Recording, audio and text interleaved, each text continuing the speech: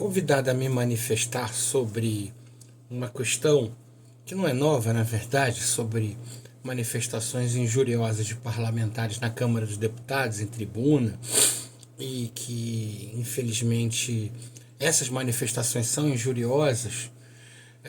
Eles alegam que essas manifestações estariam cobertas pela Constituição, no artigo 53, na qual haveria a imunidade material das palavras, votos e opiniões dos parlamentares. Infelizmente, essa postura é inaceitável, prejudica o debate democrático e fere a dignidade e o respeito que a gente deve ter uns pelos outros.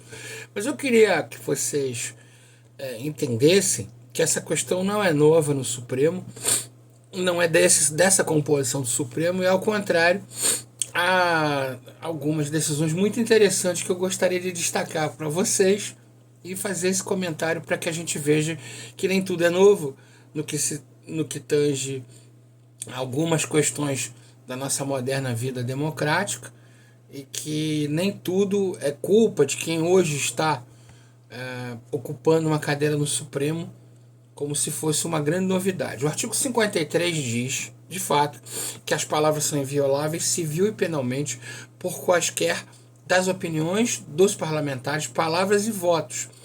E essa imunidade tem para garantir a independência dos poderes e a liberdade dos parlamentares no exercício das suas funções.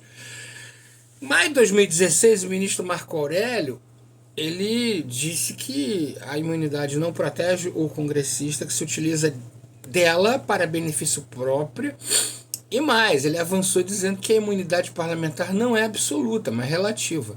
Então eu queria dizer aqui que trecho do voto do ministro Marco Aurélio eu vou ler para vocês. Olha, de maneira alguma tem preceito a viabilizar a atuação que se faça de início estranho ao exercício do mandato, vindo o deputado ou senador a adentrar sem consequências jurídicas no campo da ofensa pessoal, talvez até mesmo diante de descompasso na convivência própria à vida gregária.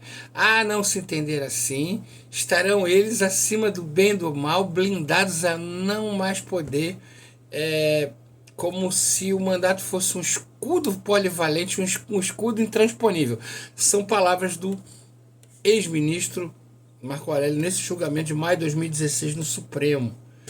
Ainda mais recente, nós temos o voto interessante da ministra Carmen Lúcia nos autos do inquérito 2813 do Distrito Federal, que diz o seguinte, que a Constituição é um sistema e que o artigo 53 de fato usa a expressão são invioláveis.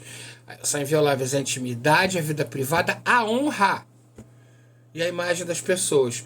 Então, nesse inquérito ela diz o seguinte, que a Constituição, eu vou ler para vocês, não diferencia o parlamentar para privilegiá-lo, distingue-o e torna-o imune ao processo judicial para que os princípios do Estado Democrático de Direito da República sejam cumpridos, jamais para que eles sejam desvirtuados.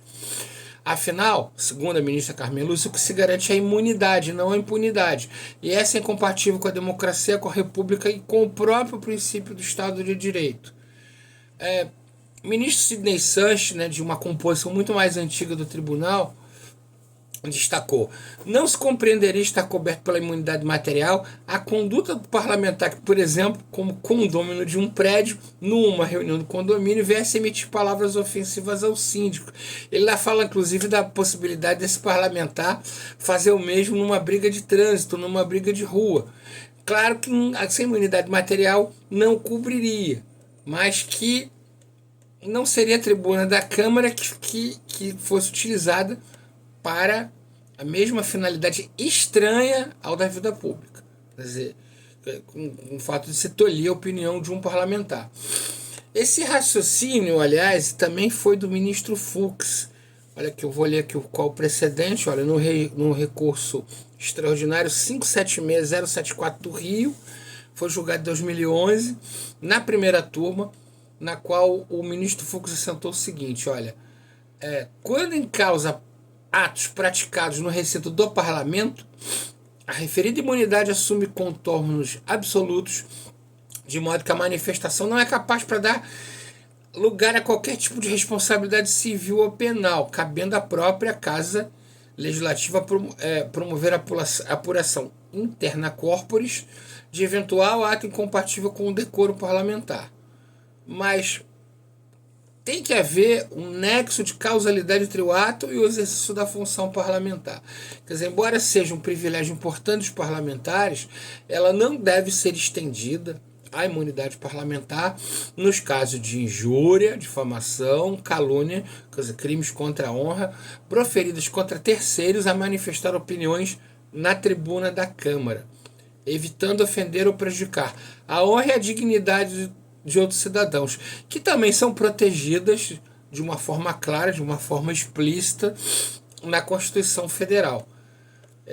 Portanto, gostaria de me manifestar para que não houvesse dúvidas quanto ao alcance relativo da imunidade parlamentar, no sentido de se desvirtuar para ofender terceiros, distanciando-se da mera opinião política, do posicionamento, mesmo que seja muito veemente, que é diferente da ofensa dos crimes, típica dos crimes contra a honra, com o ânimo de ofender, de degradar a terceiros.